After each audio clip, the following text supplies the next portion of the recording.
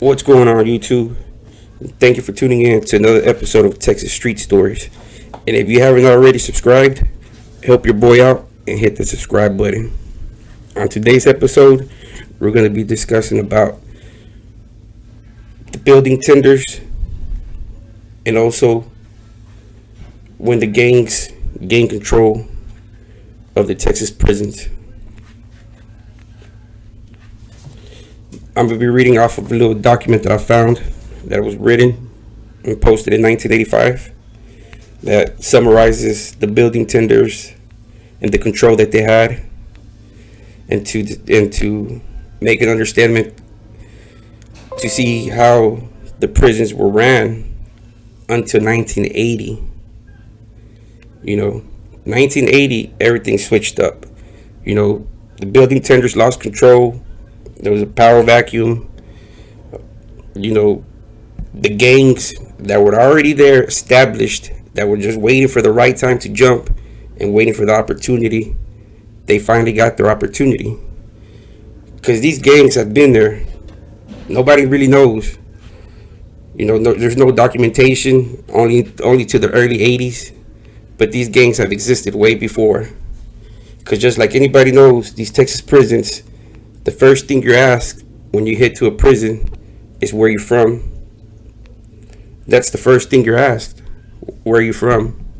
And the person that is asking you where you're from is not where you're from.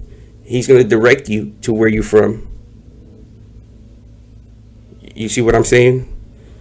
So it's always been like that. So if you fought at a San Antonio in the 1970s, 9 out of 10 times, you're going to fall with that fama or car that's running San Antonio. That's just the way it goes. It's the way it is today, and it's been like that since they decided to come out. In 1984, 85, 80s, that's when the war started happening amongst all the organizations fighting for the power that was left behind by the building tenders. But don't get them mistaken that these guys just popped up in 1984. No, these guys have been there. They've been there waiting for their time. They finally got their time. They came out the woodworks and they all jumped. Not just the Texas Syndicate, not just the Mafia, not just the Aryan Brotherhood, which those were the main three at the time. Then you got your off splinters. As time goes by, you get other organizations, but those were the three main ones. 1970, if you were an inmate, if you were somebody from Texas and you fell out in 1970, you were going to go with people that were most likely from your city. That's just the way it is today, and that's just the way it was back then. That's just the first thing they ask you: where are you from? If I'm from Dallas and he's from San Antonio, he's going to point me to where my people from Dallas are. He's not going to welcome me. That's just the way it is. So nothing's going to change from the 1970s to now in the organization. Maybe they weren't as powerful or outright about it in the 70s until the 80s, but they were there, just waiting for their time. Let's get into this document.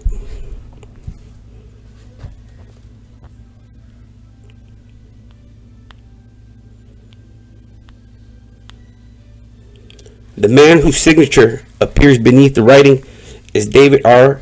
Ruiz, a diminutive, intense convict with only 7 years of formal education. In June 1972, when he penned his suit against employees of the Texas Department of Corrections, the nation's largest prison system, he was only 29. In the years since then, Ruiz has become a symbol of courage and tenacity, a figure mentioned almost daily in our press. In some quarters, he's a folk hero, the little man who beat a big oppressive system, a David who brought a Goliath down.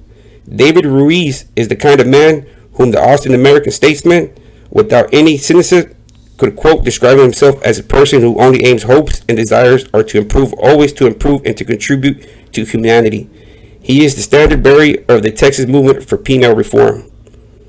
But David Ruiz is no hero.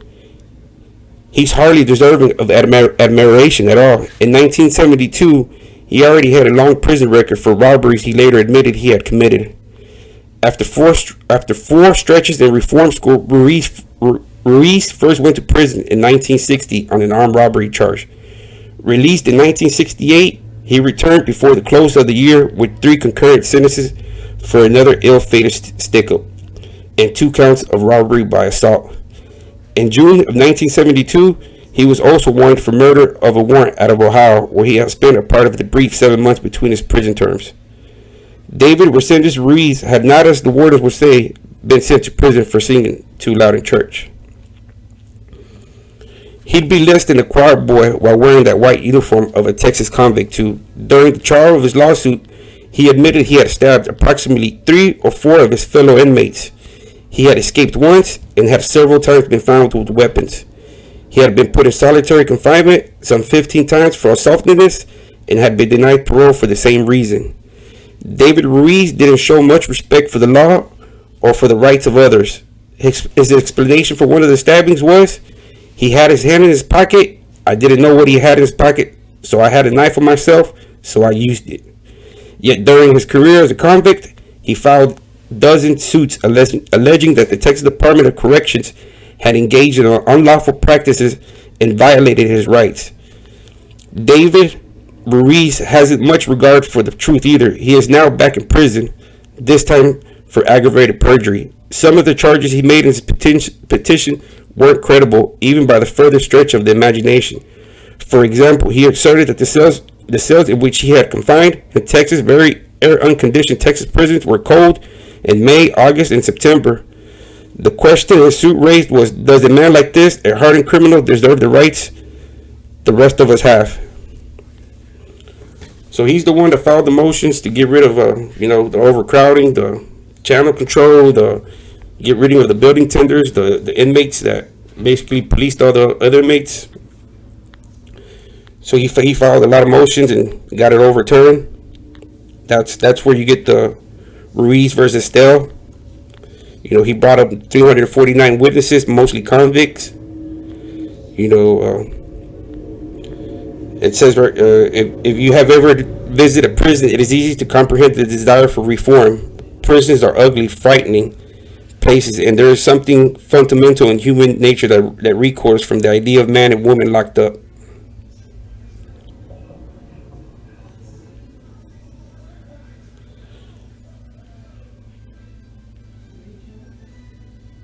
All right, let me get this other page real quick.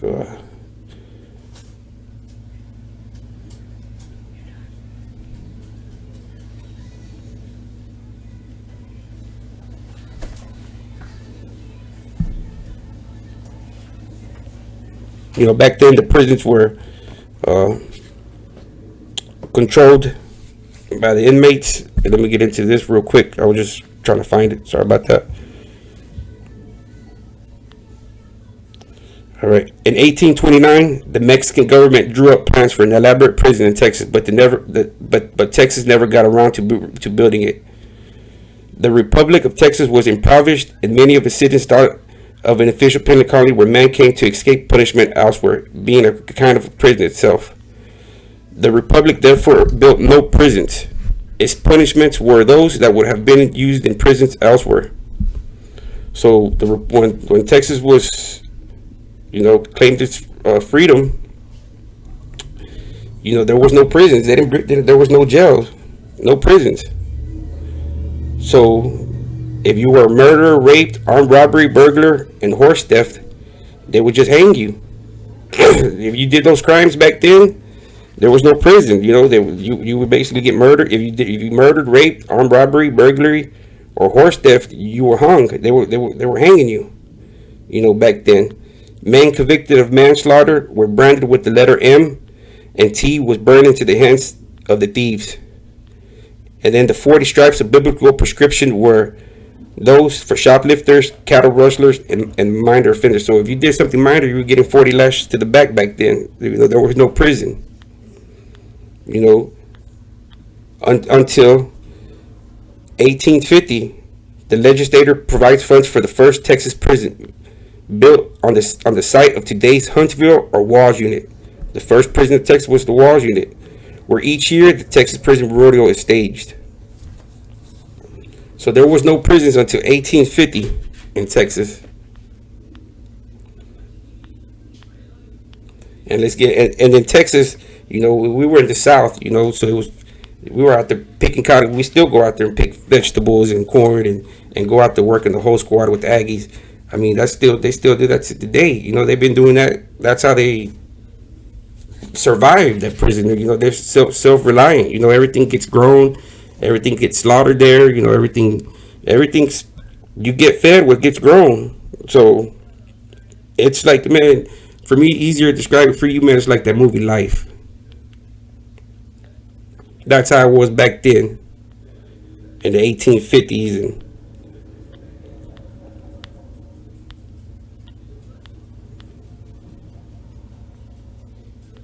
And give me one moment. Let me find this real quick. That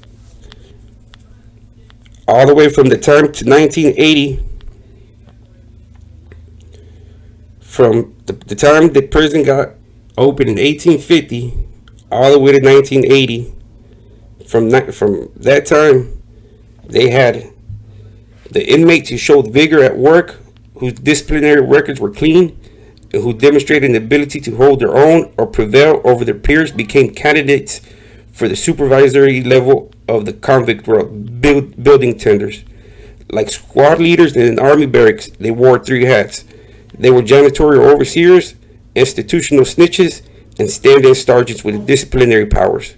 They were the ward chairman and sometimes the cops on the beat of their indoor neighborhoods. They were convicts who had risen from being one of those thieves or those old things that usually the guard termed for inmates, to that of man who could drink coffee, eat sandwiches, and even play poker and waddle favors from their keepers. Only one other class of convicts rivaled the building tenders, the class of the bookkeepers, barbers, cooks, and yardmen assigned to system offices and bigwigs. But building tenders were arguably in a stronger position because their privileges and powers lasted around the clock. So these building tenders, they had power all around the clock. They controlled the prisons from 1850 to 1980. Some of them dictated television program selections, and some decided who would go to gym. Sometimes they decided who would go to sick call. Each of them organized a clique of helpers and stooges called runners and strikers, whose unofficial purpose was to protect the building tender from his enemies and to make sure that his enemies could not be protected from him. So he had a crew of his own, but the laws, the guards would let them do this. So they basically had the power of their administration, So they were the gatekeepers, they controls. The cells of building tenders were never locked, and building tenders could take cafeteria meals at the hours of their choosing. A few of them kept parakeets or gerbils or boyfriends or weapons in their cells, from which some of them operated protection loan shark or male prostitution rackets to find more opportunity than the building tender had. A man had to make parole and start a new life in the free world. So if you weren't a building tender, there was no room for you, basically. There was no room. You either had to get in line or they were going to give it to you. There was no ifs or buts or about. So if you're an organization, you have no power. All you can do is wait for your time to jump. Gangs have been in Texas prisons for a very long time. They just barely got documented in the early 80s. But the prisons have been there. The gangs have been there.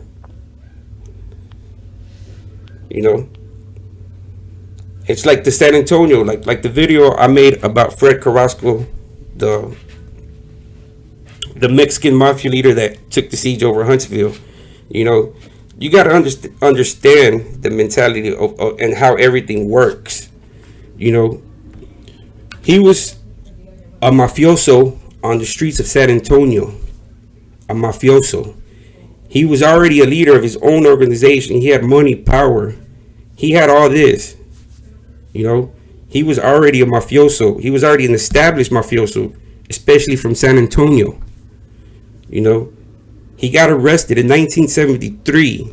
When he went in 1973, you don't think that there was other members from San Antonio that were like-minded like him, that welcomed him in? Hey, where you from? San Antonio. They welcomed him in just on that. And especially him being already a leader of his organization and what he can contribute to the organization. You know, they weren't out and about saying, hey, we're Mexican Mafia in the 70s. They couldn't. They would have got a lot of things bad done to them by the building tenders and the administration.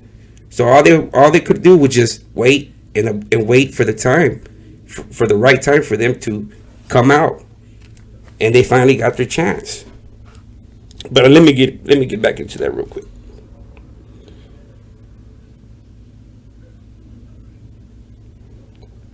You know, let me read what some of the building tenders would do.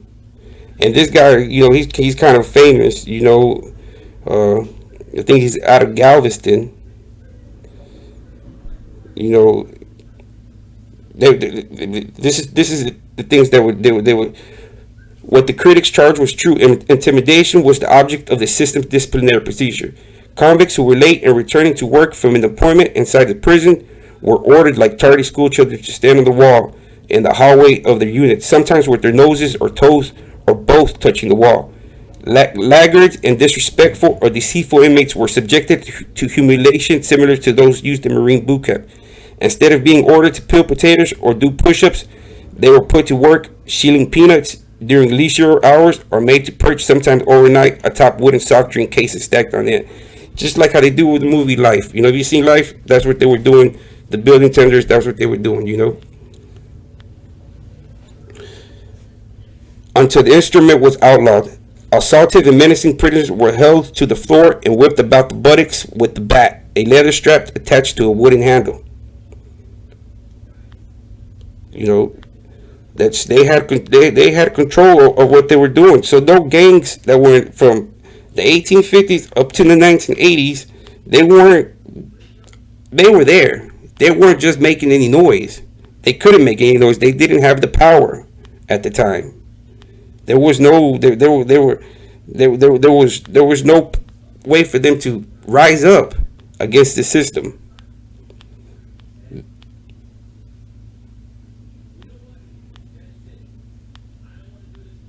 Give me 1 second. You know, this is just one thing of what the building tenders would do. A former building tender provided the following account of a sexual assault by 2 other building tenders, Butch Ainsworth and Charlie Robertson. So these guys were 2 building tenders. They wrapped a wet blanket around him first, plugged an extension cord into a socket. The ends of the extension cord were insulated, and they stuck this energized electric cord to the wet blanket. This wasn't getting the results that they wanted. So they unwrapped the inmate, made him stand on top of the commode in Ainsworth's cell, and they placed the electric wires to his body and into the water. This caused the inmate to scream from extreme pain, to begin to tremble, even to cry, and to submit to the homosexual act. So this is the stuff that the building tenders were doing to the guys. You know, they had basically control, you know, and they were doing this. And if it was 1 or 2, you know, they were probably running in packs. So, you know, here in Texas, each block where I was like has 200 inmates, four tiers, 50 men per row. So you got 200 men per block. And not everybody's Mexican, not everybody's black, so not everybody's white. And then at the time you had the building tender, so let's say everybody's divided by 50. You know, you're not going to make a big ruckus, especially if the people have the upper hand. You know, they can take your visitations away. They can throw you in the empty box. They can go in there and gang rape you. They can do a lot of stuff to you that you won't even remember, because you'll probably be dead. You know, these are the guys that had the control of the Texas prisons from 1850 up to 1980. 1980 came around when Ruiz and Estelle won. That's when all the Texas prison gangs which the main three were the Texas Mexican Mafia, La M, the Texas Syndicate, the Aryan Brotherhood.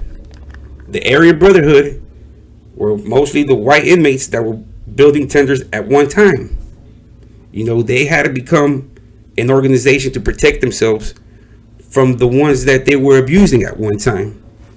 The Mexicans, the blacks, the Mandingo warriors, the Texas Syndicate, the Mexican Mafia. You know, after the building tenders were eliminated and they were just sitting ducks now, you know, that left the power vacuum.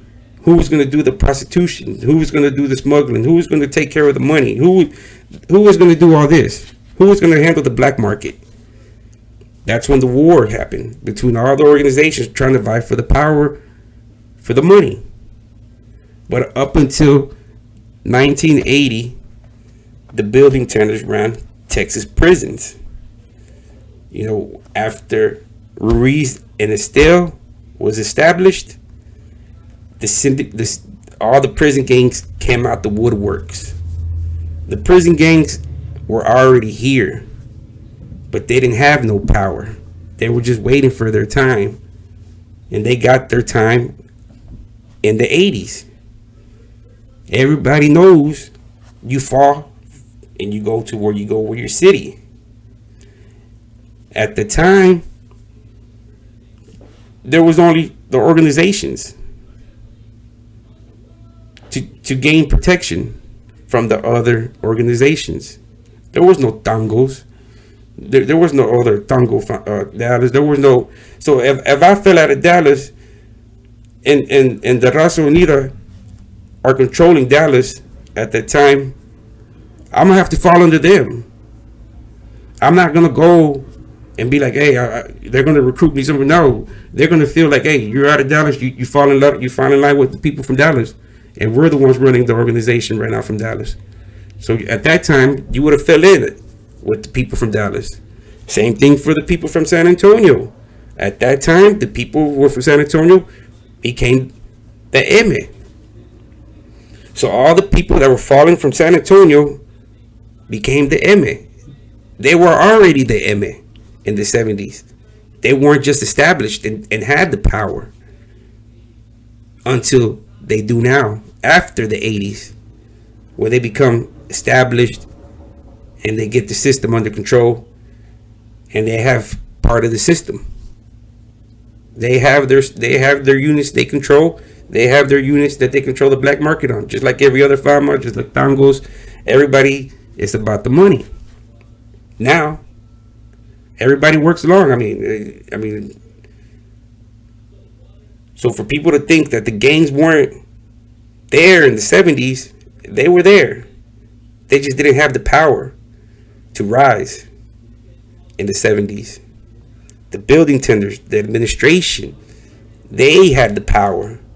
They had the power to feed you bread and water, throw you in the darkened cell for days, you know. So inmates at the time didn't want to go through that. You know, they weren't fighting for nothing. All the black markets, the tenders had the black markets. They had the male prostitution. They had the drugs. They had the cigarettes. They had the black market. So what is there to fight for? At the time, if they fought, they were going to lose. So once 1980 came, the Ruiz and Estelle, that's when the rise of the gangs came about. Everybody started fighting for the vacuum that the building tenders had left behind. So the gangs were already there. All you have to do is do your research. And thank you for tuning in to another episode of Texas Street Stories.